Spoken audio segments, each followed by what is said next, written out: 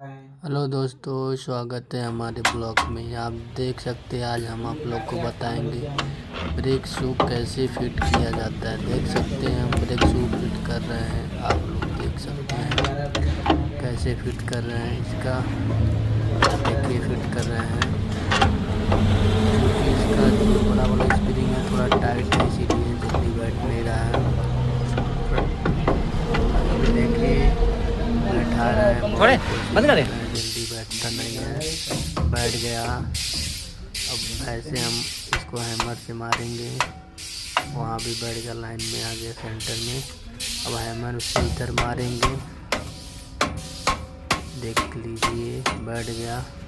अब इसमें लगाएंगे हम पेचकस, बड़ा वाला पेचकस लगा के लॉक बैठाएंगे। देखिए छटक गया, ओ फिर से लगाएंगे, अब की बैठ जाएगा। देखो बैठ गया। धन्यवाद।